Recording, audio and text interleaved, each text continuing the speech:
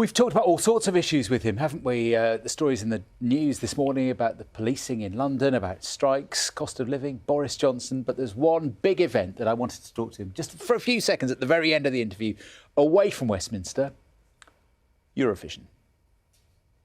13th of May, Liverpool hosts Eurovision on behalf of Ukraine. Will you be there?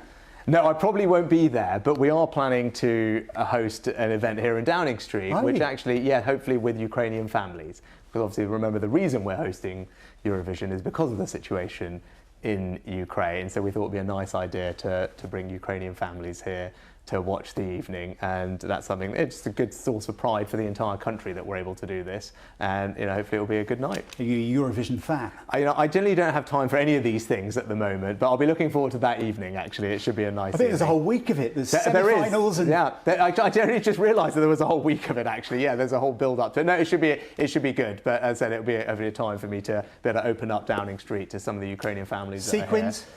I'm sure there will be sequins. Probably not ones being worn by me, but hopefully there will be sequins, and that will be a fun night for everyone. Nina is on the sofa as your own special Eurovision podcast host. Yes. Not here with your business hat on today. Hang on, how can anyone be too busy for Eurovision? How can that even be true? This is it, Mr. Prime Minister. I'll be wearing sequins for everybody.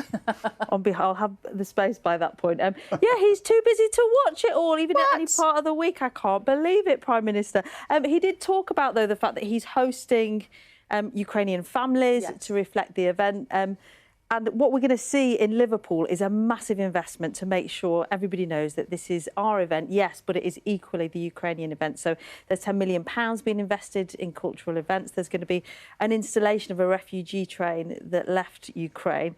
There'll also be a big disco with a yellow and blue submarine. And on top of that, there'll be a simultaneous rave between Kiev and Liverpool through the night. So lots of things to join up what's happening in Liverpool with Ukraine. Simultaneous rave. A simultaneous rave going? linked up with Kiev. I think we ought to, don't you? I mean, and it's worth remembering 250,000 people are expected to descend on Merseyside over that week. So it's not just about whether you got tickets or not.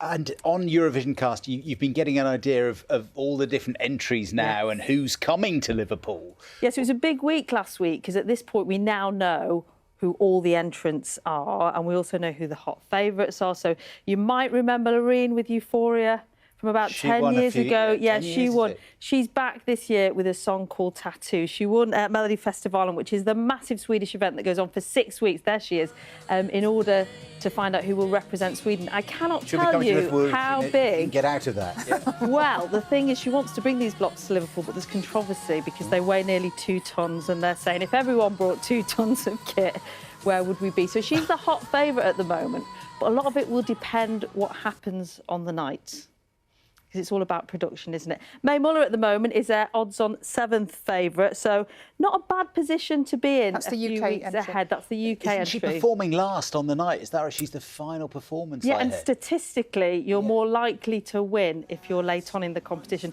So this is Sforci, who are representing Ukraine. It's a completely different entry this year to Kalush Orchestra. These two are really popular, quite an urban sound. Again, they were selected internally in Ukraine. Very, very popular, and they're 3rd favourites at the moment. But May's in a really strong position, actually. And in a way, does the UK really want to win twice in a row? I mean, I know we didn't win You're last time. asking the wrong person. Do you want to host twice in a row? I mean, it's an expensive business, isn't it? I don't know. Well, no, because the GVA, the amount that you invest in a host city, you get back in space because of all the visitors. You reckon Eurovision Cast is going to be a permanent job, is it? You're going to be... That would be my dream, yeah. That would be a turnaround, wouldn't it? Nina, thank you very much indeed. I've still got faith in May. And Eurovision Cast is a great listen. Check it out on BBC Sounds. It's brilliant. That's it from us today. We're back tomorrow from 6. And now it's time for Morning Live. Have a great day.